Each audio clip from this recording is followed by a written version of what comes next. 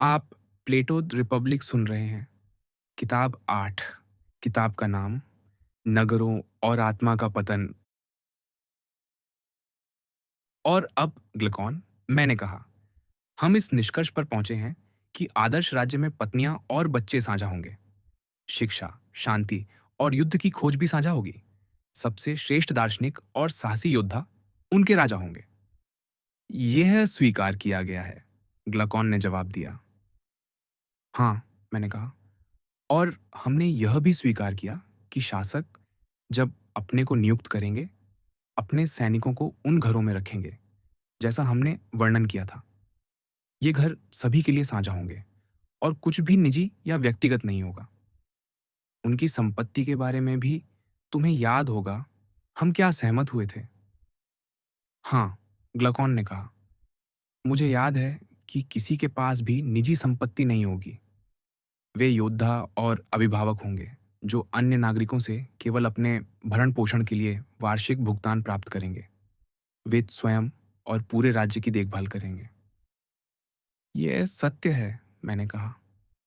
अब जब यह कार्य विभाजन पूरा हो गया है, आइए उन बिंदुओं को खोजें जिनसे हम भटक गए थे, ताकि हम अपने पुराने रास्ते पर लौट सकें। वापस लौटने में कोई कठिनाई नहीं है, ग्लुकान ने कहा।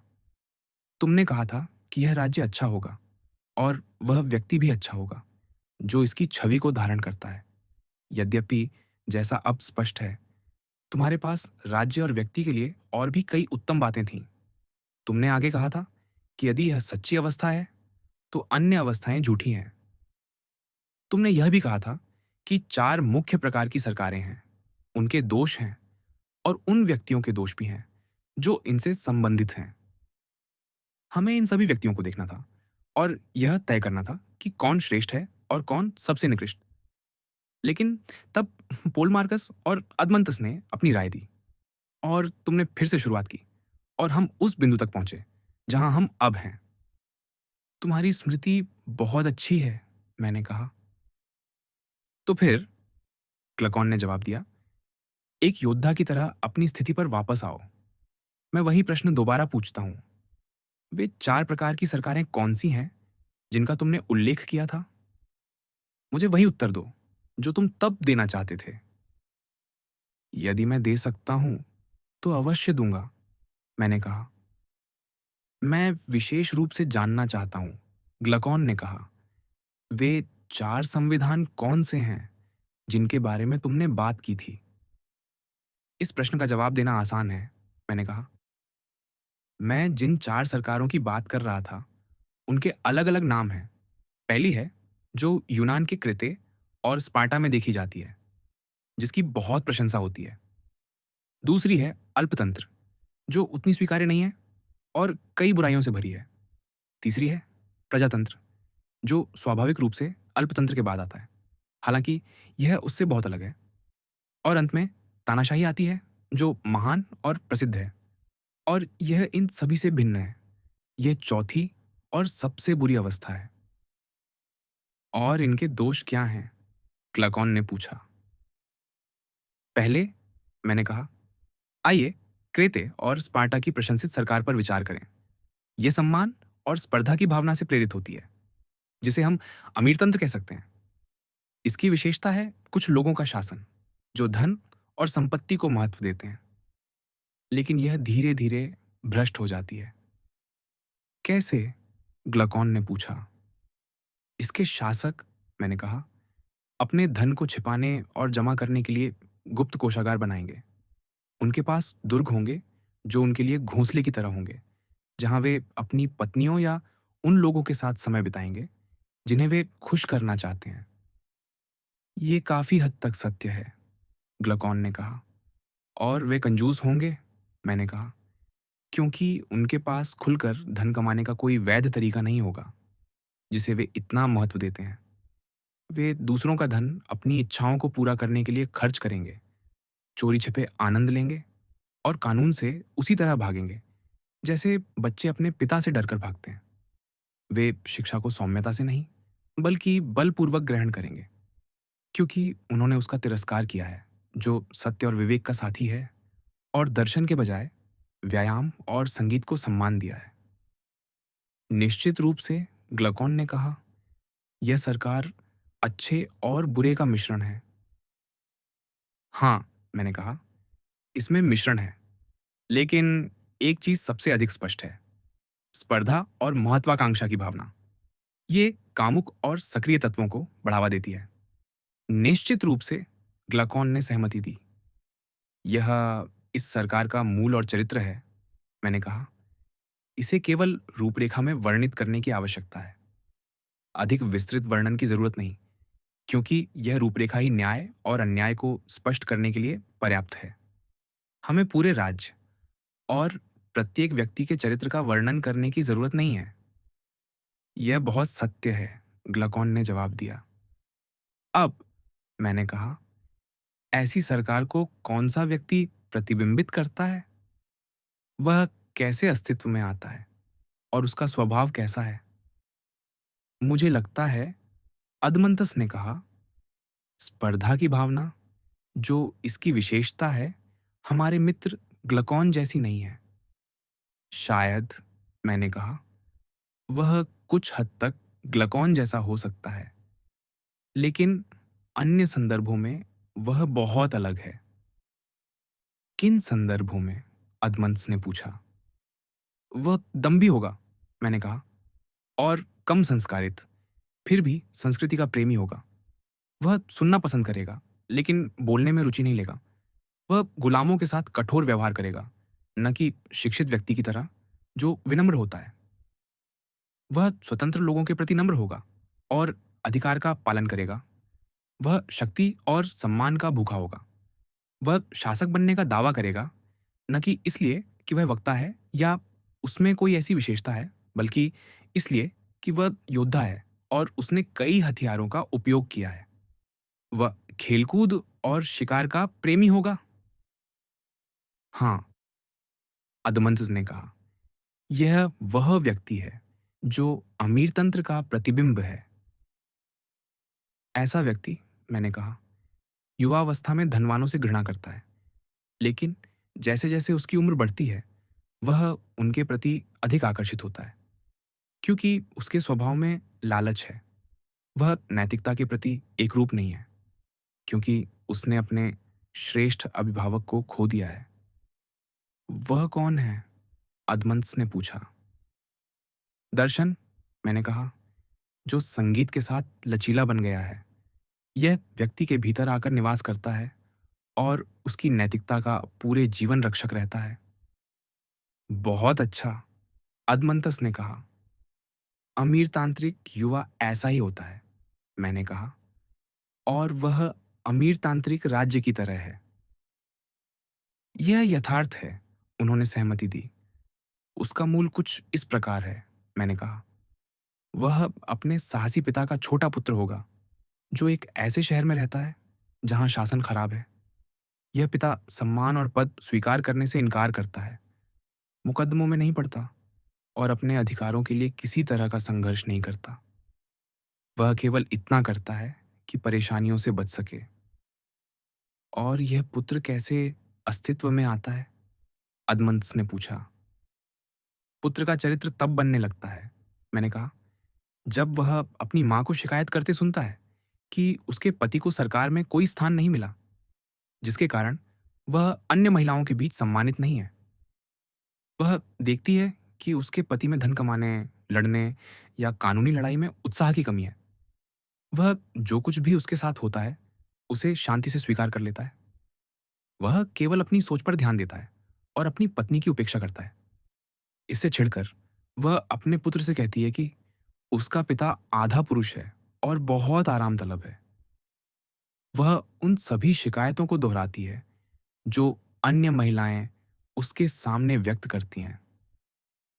हाँ, अदमंतस ने कहा, वे ऐसा बहुत करती हैं और उनकी शिकायतें ऐसी ही होती हैं।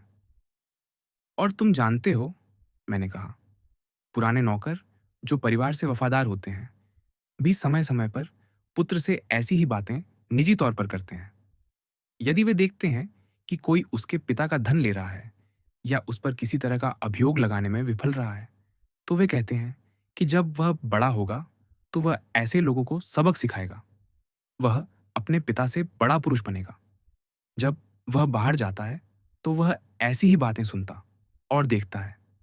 जो लोग शहर में अपना व्यापार करते हैं उन्हें मंदबुद्धि कहा जाता है और सम्मान नहीं मिलता, जबकि व्यस्त और महत्वाकांक्षी लोग प्रशंसा और सम्मान पाते हैं।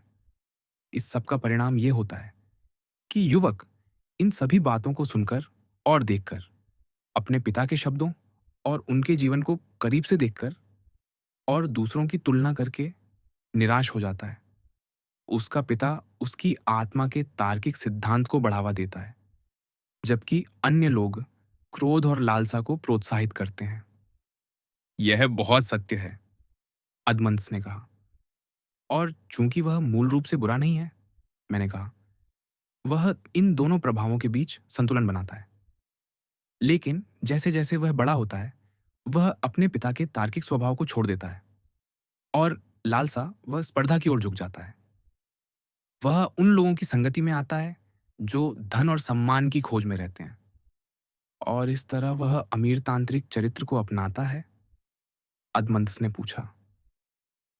हाँ, मैंने कहा, वह महत्वाकांक्षा और सम्मान की चाह में डूब जाता है, लेकिन फिर भी उसमें कुछ संयम बाकी रहता है जो उसके पिता से मिला है।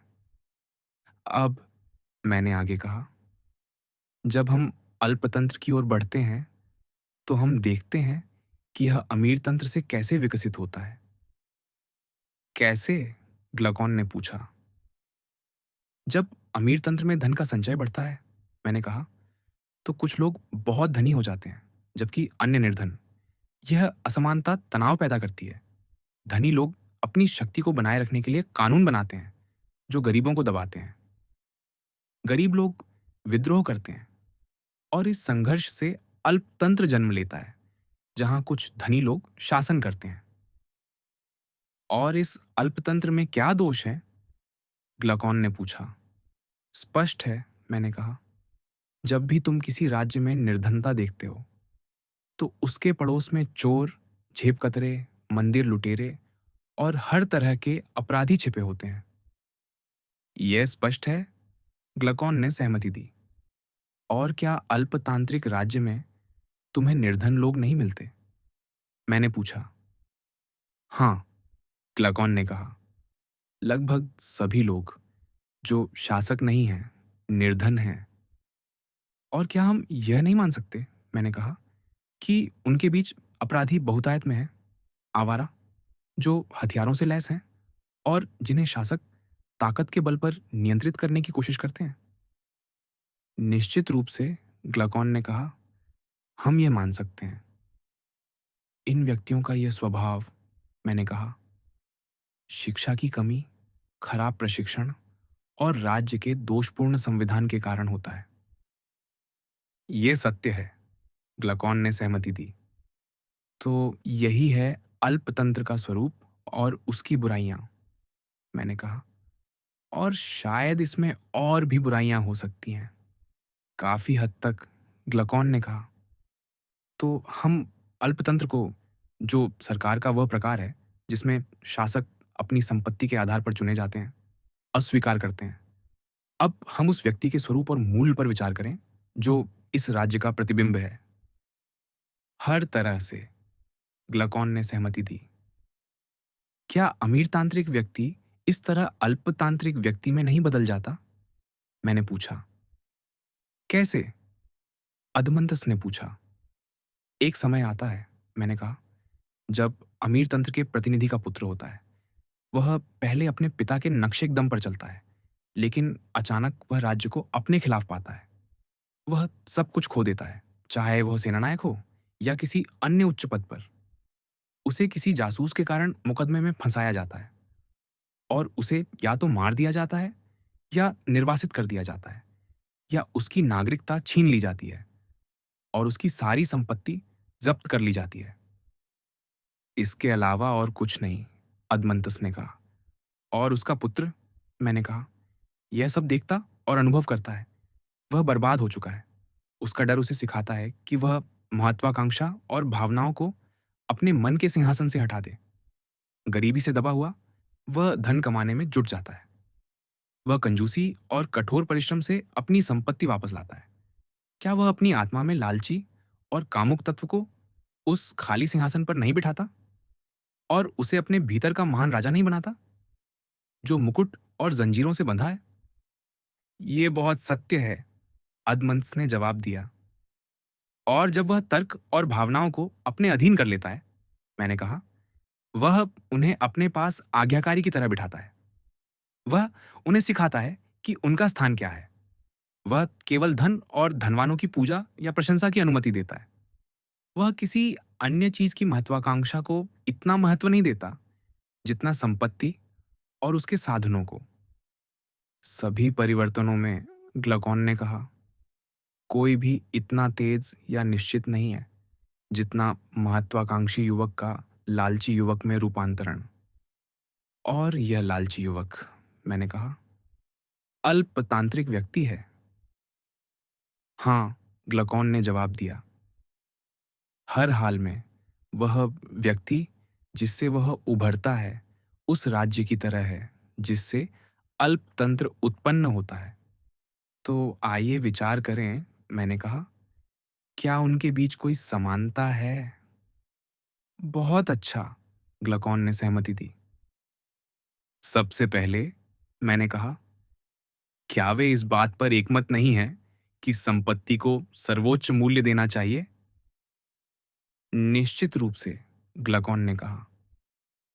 साथ ही यह व्यक्ति अपनी मेहनती और कंजूस प्रकृति में रहता है। वह अपनी आवश्यक भूख को संतुष्ट करता है, अपने खर्चों को सीमित करता है और अपनी अन्य इच्छाओं को दबा देता है, यह मानकर कि वे हानिकारक हैं। ये सत्य है, ग्लकॉन ने सहमति दी। वह जीर्ण शीर्ण जीवन जीता है, मैंने कहा, हर चीज में बचत करता है और अपने लिए धन संचय करता है। यही वह व्यक्ति है जिसकी अशिक्षित लोग सराहना करते हैं। क्या यह उस राज्य का सही प्रतिबिंब नहीं है जिसका वह प्रतिनिधित्व करता है? मुझे ऐसा ही प्रतीत होता है, ग्लकॉन ने कहा। हर हाल में उसके लिए और उस राज्य के लिए धन सबसे कीमती है। लेकिन तुम देखते हो, मैंने कहा, यह व्यक्ति प्रगतिशील नहीं है। मैं ऐसा नहीं सोचता, ग्लकॉन ने जवाब दिया। क्या वह इतना शिक्षित है कि अंधे धन को अपने गुणगान करने वालों का मार्गदर्शक बनाए या उसे सर्वोच्च सम्मान दे? बिल्कुल नहीं, मैंने कहा। फिर भी विचार करो, क्या हम यह नहीं मान सकते कि उसकी प्रगति की कमी के कारण उसमें भिखारियों और बेईमानों जैसी भिनभिनाती इच्छाएं मौजूद है जो सामान्य जीवन की आदतों में बलपूर्वक दबी रहती है? यह सत्य है, ग्लकॉन ने सहमति दी। क्या तुम जानते हो कि उसकी बेईमानी को खोजने के लिए कहाँ देखना चाहिए? मैंने पूछा। कहाँ देखना चाहिए? ग्लकॉन ने पूछा। उसे वहां देखना चाहिए, मैंने कहा, जहां उसे बेईमानी करने का अवसर मिले, जैसे कि अनाथ का अभिभावक बनने पर। यह हमेशा सत्य है, ग्लकॉन ने कहा। यह तब स्पष्ट हो जाता है, मैंने कहा, कि उसके सामान्य कार्य, जो उसे ईमानदार होने की प्रतिष्ठा देते हैं, उसकी सनक को जबरन थोपते हैं। वह ऐसा नहीं करता क्योंकि वह गलत को गलत मानता है या विवेक से अपनी इच्छाओं को नियंत्रित करता है, बल्कि अनिवार्यता और भय के कारण, क्योंकि वह अपनी संपत्ति के नुकसान से डरता है। निश्चित रूप से, ग्लकॉन ने सहमति दी। हाँ, मेरे प्रिय मित्र, मैंने कहा, तुम पाओगे कि उसकी स्वाभाविक इच्छाएं मक्खी की तरह भिनभिनाती रहती है, खासकर तब जब उसे वह खर्च करना पड़ता है जो उसका नहीं है। हाँ, क्लकॉन ने कहा, और यह इच्छा उसमें बहुत प्रबल होती है। इसीलिए, मैंने कहा, यह व्यक्ति अपने भीतर एक द्वंद्व में है। वह दोहरा व्यक्तित्व रखता है, न कि एक एकीकृत। अब, मैंने आगे कहा, हम अल्पतंत्र से प्रजातंत्र की ओर बढ़ते हैं। यह परिवर्तन तब होता है जब धन की चाह और असमानता चरम पर पहुंचती है। गरीब लोग जो शासकों द्वारा दबाए गए हैं, विद्रोह करते हैं। वे शासकों को उखाड़ फेंकते हैं और एक ऐसी व्यवस्था बनाते हैं जहां स्वतंत्रता और समानता का दावा किया जाता है। ये कैसे होता है? ग्लकॉन ने पूछा। प्रजातंत्र, मैंने कहा, तब उभरता है जब गरीब लोग जीत हासिल करते हैं। वे कुछ शासकों को मार देते हैं, कुछ को निर्वासित करते हैं और बाकियों को बराबरी का अधिकार देते हैं। यह सरकार स्वतंत्रता और विविधता की विशेषता रखती है। यह सत्य है, ग्लकॉन ने कहा। प्रजातंत्र, मैंने कहा, एक रंग बिरंगा लबादा है जो हर तरह के फूलों और पत्तियों से सजा हुआ है। जैसे औरतें और बच्चे रंग बिरंगे कपड़ों को सबसे आकर्षक मानते हैं, वैसे ही कई लोग इस राज्य को, जो मानव स्वभाव और चरित्र की विविधता से चमकता है, सभी राज्यों में सबसे न्याय संगत मानते हैं। हाँ, ग्लकॉन ने सहमति दी। और मेरे प्रिय मित्र, मैंने कहा, यह वह स्थान है जहां सरकार के स्वरूपों को देखने के लिए सबसे अच्छा अवसर मिलता है। क्यों? ग्लकॉन ने पूछा। क्योंकि, मैंने कहा, इसमें स्वतंत्रता सर्वोच्च है। यहाँ हर तरह के संगठन और चरित्र पाए जाते हैं। जो लोग राज्य स्थापित करना चाहते हैं, जैसे हम कर रहे हैं, वे प्रजातंत्र में बाजार की तरह जाते हैं। वहाँ वे अपने लिए उपयुक्त स्वरूप चुन सकते हैं और उसका अनुकरण कर अपने राज्य की स्थापना कर सकते हैं। निश्चित रूप से, ग्लकॉन ने कहा, यहाँ विकल्पों की कोई कमी नहीं है। और इस राज्य में, मैंने कहा, यह अनिवार्य नहीं है कि तुम शासन करो, भले ही तुम में शासन करने की क्षमता हो। न ही तुम्हें युद्ध में जाना पड़ता है जब अन्य युद्ध में जाते हैं, या शांति बनाए रखनी पड़ती है जब अन्य शांत रहते हैं। कोई कानून तुम्हें कोई पद लेने से नहीं रोकता, भले ही तुम योग्य हो, या तुम्हें कोई पद छोड़ने के लिए विवश नहीं करता। यदि तुम में कल्पनाशीलता है, क्या यह जीवन कुछ समय के लिए बहुत आनंददायक नहीं है? कुछ समय के लिए, हाँ, ग्लकॉन ने जवाब दिया। और क्या इस प्रजातंत्र की उदारता कुछ मामलों में आकर्षक नहीं है? मैंने पूछा। क्या तुमने नहीं देखा कि यहाँ कई लोग जिन्हें मृत्युदंड या निर्वासन की सजा दी गई थी, फिर भी वहीं रहते हैं और खुलेआम घूमते हैं? ये लोग भद्र पुरुषों की तरह वीरों के समान जुलूस निकालते हैं और कोई उनकी परवाह नहीं करता।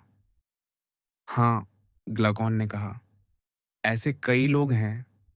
देखो, मैंने कहा, प्रजातंत्र की यह क्षमाशील भावना, छोटी मोटी बातों की अनदेखी और उन सुंदर सिद्धांतों का अनादर जिन्हें हमने गंभीरता से अपने शहर की नींव में स्थापित किया था। हमने कहा था कि कुछ दुर्लभ स्वभावों को छोड़कर कोई भी अच्छा व्यक्ति तब तक नहीं बन सकता जब तक वह बचपन से सुंदर चीजों के बीच न खेले और उनका अध्ययन न करे। लेकिन प्रजातंत्र इन सभी सुंदर धारणाओं को अपने पैरों तले कुचल देता है। यह उस खोज को महत्व नहीं देता जो एक सच्चा राजनेता बनाती है, और हर उस व्यक्ति को सम्मान देता है जो दावा करता है कि वह जनता का मित्र है। हाँ, क्लकॉन ने कहा, यह वास्तव में कुलीन भावना है। ये और अन्य समान चरित्र, मैंने कहा, प्रजातंत्र के लिए उपयुक्त हैं। यह एक आकर्षक सरकार है जो विविधता और अव्यवस्था से भरी है। ये योग्य और अयोग्य को समान रूप से बांटती है, जैसे कि समानता का कोई सिद्धांत हो। हम इसे अच्छी तरह जानते हैं, ग्लकॉन ने जवाब दिया। अब विचार करें, मैंने कहा, इस सरकार को प्रतिबिंबित करने वाले व्यक्ति का स्वभाव कैसा होगा, और यह भी कि यह राज्य कैसे अस्तित्व में आया। बहुत अच्छा, ग्लकॉन ने कहा। क्या यह इस तरह नहीं होता? मैंने पूछा। वह व्यक्ति कंजूस और धनवान पिता का पुत्र है जिसे उसने अपनी कंजूसी की आदतों में प्रशिक्षित किया है। यह यथार्थ है, ग्लकॉन ने सहमति दी। और अपने पिता की तरह, मैंने कहा, वह उन सुखों को दबाता है जो खर्चीले हैं और जिन्हें वह अनावश्यक मानता है। ये स्पष्ट है, ग्लकॉन ने कहा।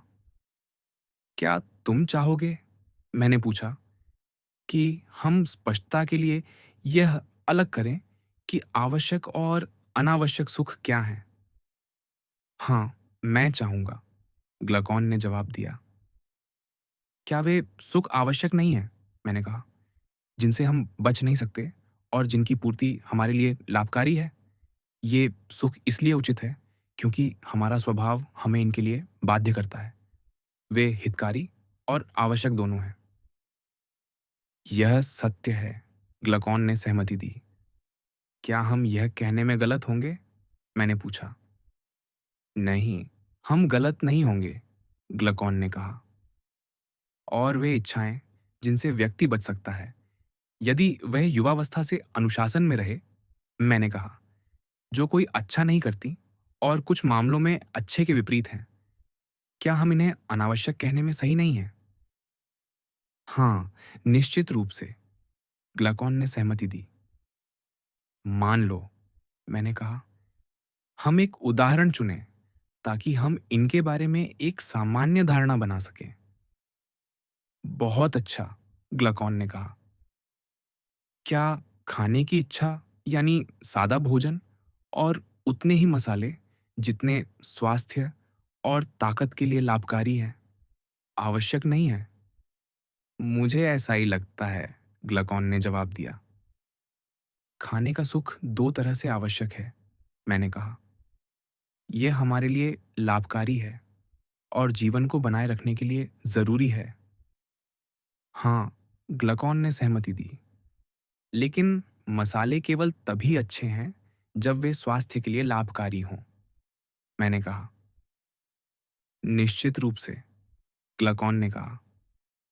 और जो इच्छा इससे आगे जाती है, मैंने कहा, जैसे स्वादिष्ट भोजन या अन्य विलासिता की चाह, जिससे युवावस्था में अनुशासन और नियंत्रण से मुक्ति पाई जा सकती है, और जो आत्मसंयम, पांडित्य और नैतिकता की खोज में हानिकारक है, क्या इसे अनावश्यक नहीं कहा जा सकता? यह बहुत सत्य है, ग्लूकोन ने जवाब दिया। क्या हम यह नहीं कह सकते, मैंने पूछा, कि ये अनावश्यक इच्छाएं खर्चीली हैं, जबकि आवश्यक इच्छाएं धन कमाने में मदद करती हैं, क्योंकि वे संयम को बढ़ावा देती हैं? निश्चित रूप से, ग्लूकोन ने सहमति दी। अब, मैंने कहा, जब हम प्रजातंत्र से तानाशाही की ओर बढ़ते हैं, तो हम देखते हैं कि यह परिवर्तन अत्यधिक स्वतंत्रता और अव्यवस्था से उत्पन्न होता है। ये कैसे होता है? ग्लूकोन ने पूछा। प्रजातंत्र में, मैंने कहा, स्वतंत्रता की अधिकता सभी सिद्धांतों और व्यवस्था को नष्ट कर देती है। इससे चरम स्वेच्छाचारिता जन्म लेती है और इस स्वेच्छाचारिता से तानाशाही और दासता का उग्र रूप उभरता है। जैसा हम आशा करते हैं, ग्लूकोन ने कहा। लेकिन यह वह प्रश्न नहीं है जिसका मैं जवाब देना चाहता था, मैंने कहा। तुम जानना चाहते थे कि वह अव्यवस्था क्या है जो अल्पतंत्र और प्रजातंत्र दोनों में उत्पन्न होती है और उन्हें नष्ट कर देती है। हाँ, यही मेरा प्रश्न था, ग्लूकोन ने जवाब दिया। बहुत अच्छा, मैंने कहा। मेरा मतलब उन अपव्ययी लोगों से था, जिनके नेता जितने साहसी होते हैं, उनके अनुयायी उतने ही कायर। हमने इनकी तुलना भिनभिनाने वाली मधुमक्खियों से की थी। कुछ में डंक होता है, कुछ में नहीं। ये बहुत उचित तुलना है, ग्लूकोन ने कहा। ये दो वर्ग, मैंने कहा, किसी भी शहर के लिए महामारी की तरह है, जैसे शरीर के लिए कफ और पित्त। एक अच्छा चिकित्सक और कानून निर्माता मधुमक्खी पालक की तरह इन्हें राज्य में प्रवेश करने से रोकता है। यदि ये प्रवेश कर भी जाए, तो वह इन्हें और इनके छत्तों को जल्द से जल्द हटा देता है। हाँ, हर तरह से, ग्लूकोन ने सहमति दी। ताकि हम स्पष्ट रूप से समझ सकें कि हम क्या कर रहे हैं, मैंने कहा। आइए प्रजातंत्र को तीन वर्गों में विभाजित करें। सबसे पहले, स्वतंत्रता के कारण यहाँ भिन्न-भिनाने वाले लोग अल्पतांत्रिक राज्य की तुलना में कहीं अधिक संख्या में उत्पन्न होते हैं। यह सत्य है, ग्लूकोन ने कहा। और प्रजातंत्र में, मैंने कहा, ये लोग निश्चित रूप से अधिक शक्तिशाली होते हैं। कैसे? ग्लकॉन ने पूछा।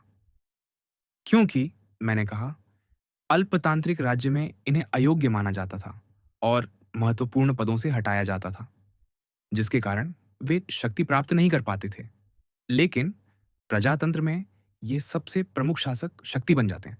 कुशाग्र वर्ग जो कहता और करता है, बाकी लोग मंच के चारों ओर भिन्न भिन्नाते रहते हैं और विरोधी पक्ष के शब्दों को सहन नहीं करते। इसलिए प्रजातंत्र में अधिकांश चीजें इन भिन्न भिनाने वाली मधुमक्खियों के प्रबंधन से चलती हैं।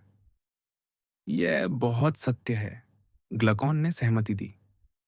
फिर दूसरा वर्ग है, मैंने कहा, जो बहुसंख्यकों से अधिक सुव्यवस्थित होता है।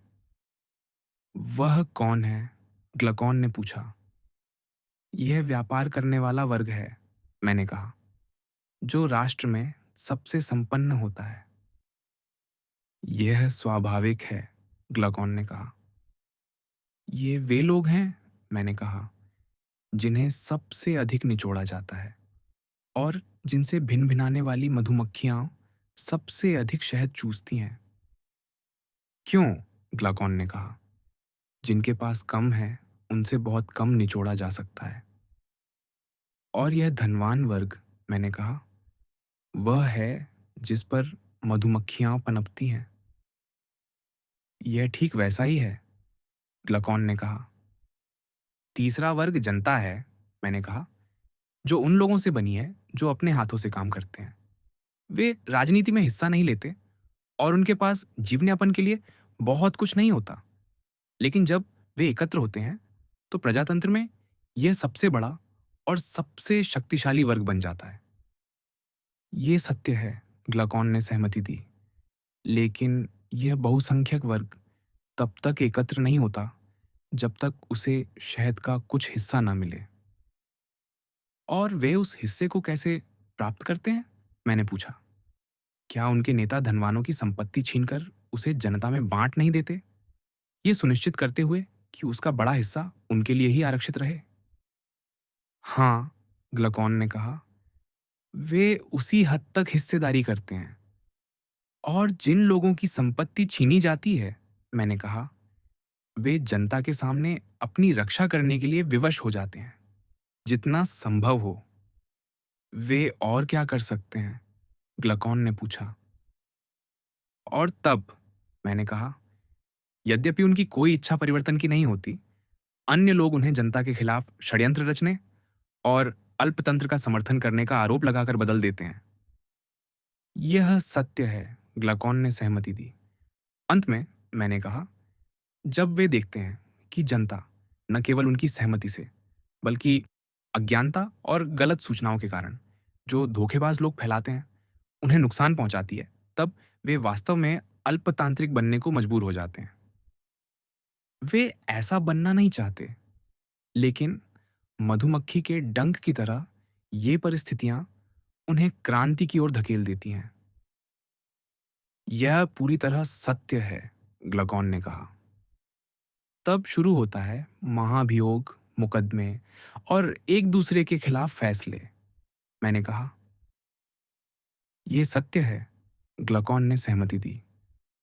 जनता के बीच कुछ साहसी लोग उभरते हैं, मैंने कहा, जिन्हें वह अपने ऊपर स्थापित करती है और अपने भाग्य का निर्माता बनाती है।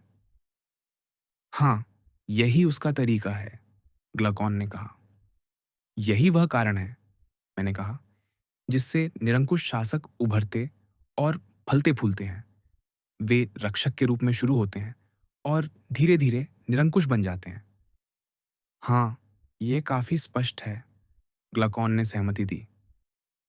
तो रक्षक निरंकुश शासक में कैसे बदल जाता है? मैंने पूछा। यह तब होता है जब वह वैसा ही करता है जैसा लाइकेन देवता ज्यूस के पुत्र के बारे में कथा में कहा गया है। वह क्या करता है? ग्लकॉन ने पूछा। वह उन लोगों को नष्ट कर देता है जो उसके रास्ते में आते हैं, मैंने कहा, और अपनी शक्ति को बनाए रखने के लिए क्रूरता का सहारा लेता है।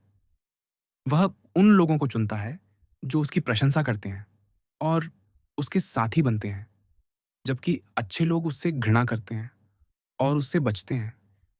निश्चित रूप से, ग्लकॉन ने सहमति दी। यह एक विचित्र बात है, मैंने कहा, और दुखद नाटकों की तरह है। यूरिपिडीज जैसे महान दुखांत नाटककार इसकी प्रशंसा करते हैं। ऐसा क्यों? ग्लकॉन ने पूछा। क्योंकि, मैंने कहा, वह इस कहावत के लेखक हैं। निरंकुश ज्ञानी हो सकते हैं यदि वे ज्ञानियों के साथ रहें। वह स्पष्ट रूप से यह कहना चाहते हैं कि निरंकुश शासक अपने साथियों के रूप में ज्ञानियों को चुनते हैं। हाँ, ग्लकॉन ने कहा, और वे तानाशाही की देवताओं की तरह स्तुति करते हैं। ऐसी ही कई बातें उनके और अन्य भाट कवियों द्वारा कही जाती हैं। इसीलिए, मैंने कहा, ये दुखांत नाटककार, जो स्वयं को ज्ञानी मानते हैं, हमें और उन लोगों को जो हमारे तरीके से जीते हैं, क्षमा कर देंगे यदि हम उन्हें अपने राज्य में प्रवेश नहीं करने देते, क्योंकि वे तानाशाही की प्रशंसा करते हैं। हाँ, ग्लकॉन ने कहा, जो समझदार हैं वे निश्चित रूप से हमें क्षमा करेंगे, लेकिन वे अन्य शहरों में घूमते रहते हैं, मैंने कहा, भीड़ को आकर्षित करते हैं। वे स्पष्ट, तेज और प्रभावशाली आवाजों को किराए पर लेते हैं और शहरों को तानाशाही या प्रजातांत्रिक व्यवस्थाओं की ओर ले जाते हैं। यह बहुत सत्य है, ग्लकॉन ने सहमति दी। और उन्हें इसके लिए भुगतान और सम्मान मिलता है, मैंने कहा। सबसे अधिक सम्मान तानाशाहों से मिलता है और उसके बाद प्रजातंत्र से। लेकिन जितना वे हमारे संविधान की ऊंचाई पर चढ़ने की कोशिश करते हैं, उतना ही उनकी प्रतिष्ठा कम होती जाती है। जैसे कोई कमजोर व्यक्ति तेज हवाओं में आगे बढ़ने में असमर्थ हो। यह सत्य है, ग्लकॉन ने कहा। लेकिन हम विषय से भटक रहे हैं, मैंने कहा। आइए वापस लौटें और देखें कि निरंकुश शासक अपनी विशाल, विविध और हमेशा बदलती सेना को कैसे बनाए रखता है। यदि शहर में पवित्र खजाने हैं, ग्लकॉन ने कहा, वह उन्हें जब्त कर लेता है और खर्च कर देता है। और जब तक निवासियों का धन पर्याप्त रहता है, वह उन पर कर लगाता रहता है। और जब यह धन समाप्त हो जाता है, मैंने पूछा।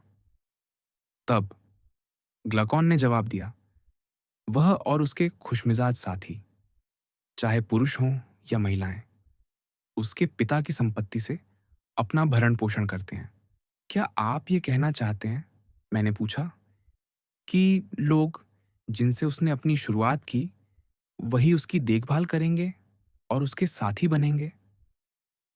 हाँ, ग्लकॉन ने जवाब दिया। वे अपनी मदद नहीं कर सकते। लेकिन क्या होगा, मैंने कहा, यदि लोग भावावेश में बह जाएं और यह मांग करें कि बढ़ता हुआ पुत्र अपने पिता का समर्थन न करे, बल्कि पिता अपने पुत्र का समर्थन करे? पिता ने उसे न तो अस्तित्व में लाया और न ही जीवन में स्थापित किया। जब पुत्र बड़ा होकर पुरुष बन जाता है, तो वह अपने पिता को अपने नौकरों का नौकर बना देता है। वह अपने पिता, अपने गुलामों और अपने साथियों का भरण पोषण करता है। इसके बजाय पुत्र अपने पिता की रक्षा करता है और उसकी मदद से वह धनवानों और अभिजात वर्ग की सरकार से, जैसा वह कहता है, मुक्त हो जाता है।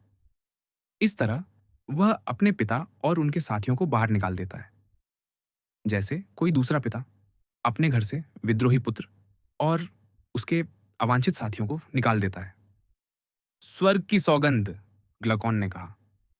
तब वह पाता है कि उसने अपने मन में किस तरह का भयानक प्राणी पाल लिया है। और जब वह उसे निकालना चाहता है, तो उसे लगता है कि वह स्वयं कमजोर है, जबकि उसका पुत्र शक्तिशाली है। क्या आप यह नहीं कहना चाहते, मैंने पूछा, कि निरंकुश शासक हिंसा का सहारा लेगा? क्या वह अपने पिता का अपमान नहीं करेगा यदि वह उसका विरोध करता है? हाँ, ग्लकॉन ने कहा, वह सबसे पहले उसे निःशस्त्र कर देगा। तो वह अपने माता पिता का हत्यारा बन जाता है, मैंने कहा, और अपने वृद्ध माता पिता का निर्दयी अभिभावक। यही वास्तविक तानाशाही है, जिसमें कोई भूल नहीं हो सकती। जैसा कि कहावत है, लोग जो स्वतंत्रता की धुंध से बचने की कोशिश करते हैं, जो स्वतंत्र व्यक्ति की गुलामी है, वे तानाशाही की आग में गिर जाते हैं, जो गुलामों की गुलामी है। इस तरह स्वतंत्रता हर तरह के कारण और अनुक्रम से दुखद और क्रूर गुलामी की ओर ले जाती है। यह सत्य है, ग्लाकॉन ने सहमति दी। बहुत अच्छा, मैंने कहा। क्या हमने तानाशाही की प्रकृति और प्रजातंत्र से तानाशाही की ओर जाने के तरीके का सही वर्णन नहीं किया है? हाँ, पूरी तरह से, ग्लाकॉन ने जवाब दिया।